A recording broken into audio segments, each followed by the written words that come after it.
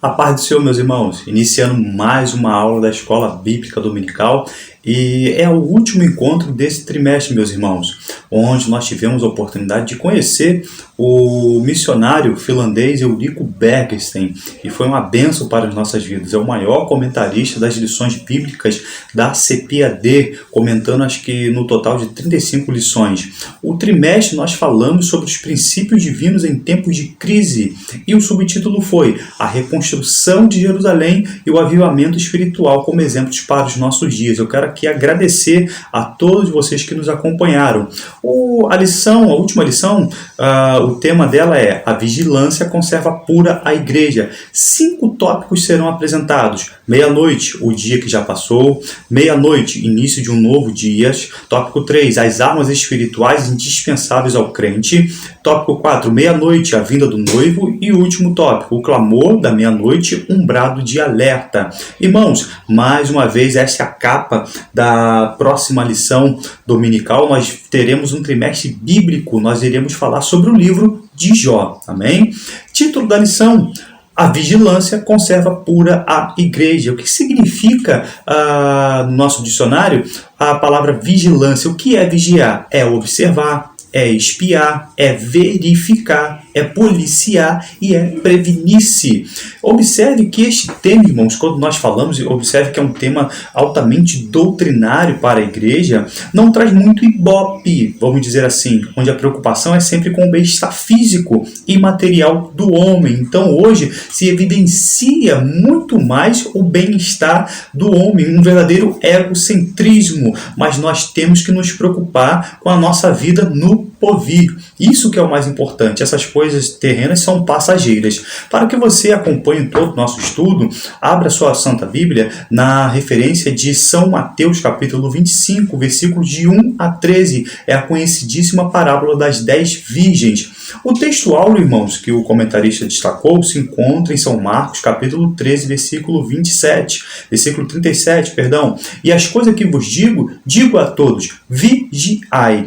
Vigiai, irmãos, nesta única palavra incluem-se todas as obrigações que os discípulos de Cristo devem cumprir, até que chegue a sua volta. Este capítulo 13, irmãos, de Marcos, é interessante. Nós temos 6 advertências, como olhai, versículo 5, olhai por vós mesmo, versículo 9, mas vós vede, versículo 23, olhai, vigiai e orai. Vejam que tríplice postura o crente deve ter. Olhai, vigiai e orai. É o versículo 33. Vigiai, pois, versículo 35. E ainda a nossa referência no versículo 37. Vigiai.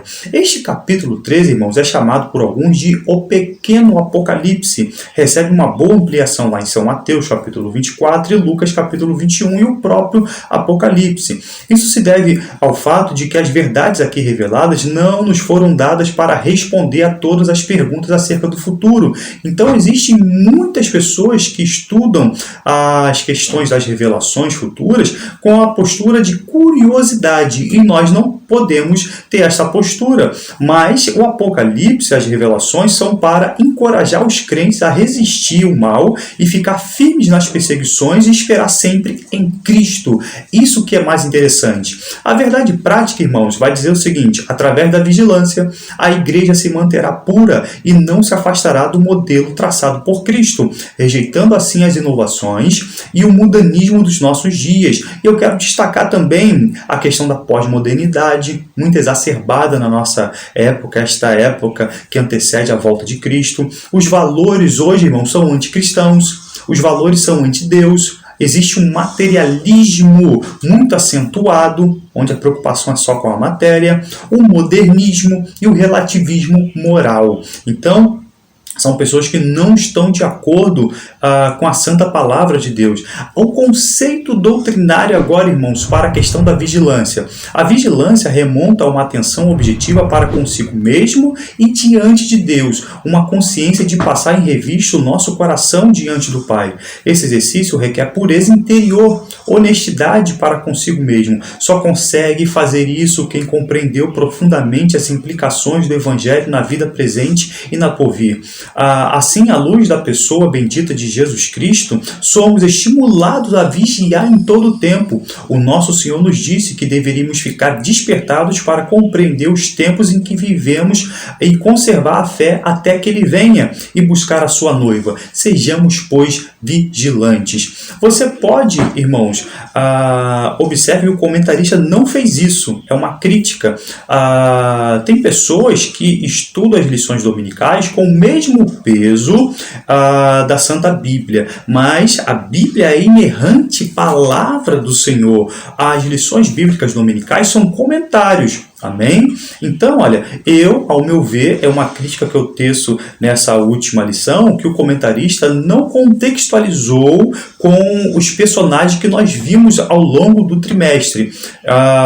Toda a matéria que ele apresentou é muito boa, mas de forma didática, de forma pedagógica, eu indico para você, professor, você que irá ministrar esta aula, você, superintendente, que esteja atento em saber contextualizar e apresentar os personagens nessa questão da vigilância. Por exemplo, Daniel estava vigiando, Daniel estava atento aos acontecimentos proféticos, ele viu, ele acompanhou as profecias de Jeremias e ele entendeu que o tempo de retorno do cativeiro estava se encerrando e por isso ele se pôs a orar. E nós não vimos isso nas primeiras aulas? Então, Daniel estava vigiando, estava percebido do retorno do povo a Jerusalém. Neemias também estava vigiando, e nós vimos muitos exemplos de liderança, como o líder deve se portar em estar sempre vigiando, estar sempre espiando, sempre acompanhando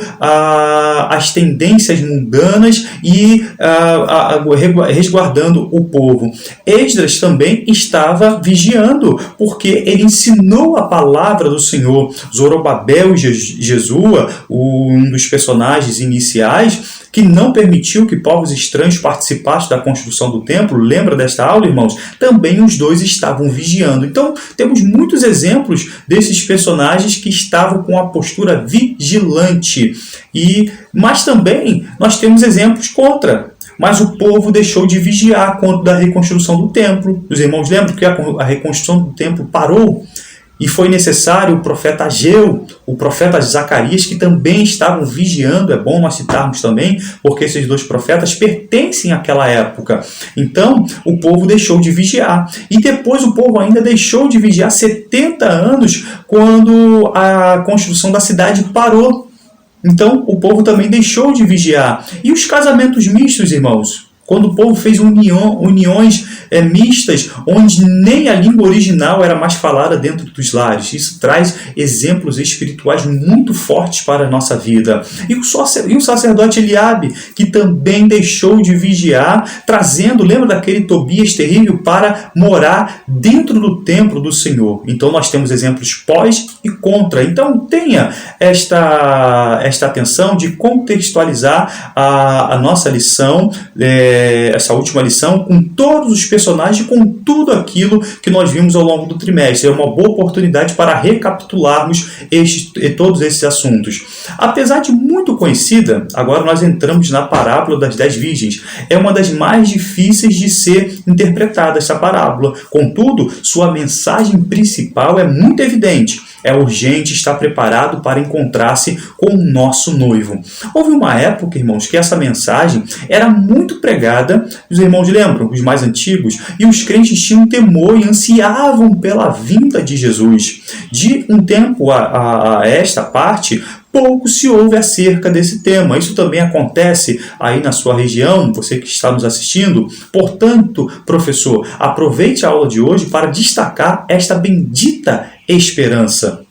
A parábola das 10 virgens, irmãos, ensina que somos responsáveis pela nossa condição espiritual individual. A razão para isso é que a vigilância necessária não é uma questão meramente humana, mas é sim espiritual. Fomos chamados por Deus para sermos atalaias e nossa função é despertar o povo. Está aí essas duas referências, irmãos, que apresentam essas verdades. Irmãos, agora vamos às representações.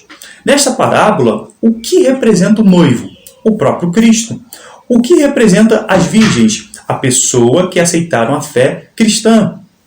As lâmpadas representam o espírito humano, o azeite, as boas obras de amor, uma vida regada no Espírito Santo. E o sono, irmãos, qual é a representação que nós temos espiritual? Período em que as pessoas não vão estar esperando pela volta de Cristo.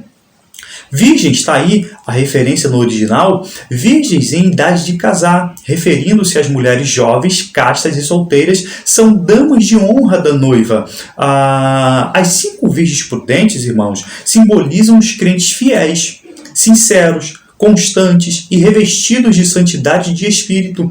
Essas mulheres carregavam um estoque de boas obras, de sinceridade, quebrantamento, misericórdia, e isso alimentava a chama espiritual do amor que queimava em seus corações. Elas não andavam na escuridão do pecado, pelo contrário, brilhavam onde passavam. Jesus disse: vós sois a luz do mundo, não se pode esconder uma cidade edificada sobre um monte. Está aí a referência. As 5 loucas também eram virgens, ou seja, também eram religiosas. Elas confiavam que apenas a sua religiosidade fosse suficiente para levá-las até o lugar onde o noivo estava.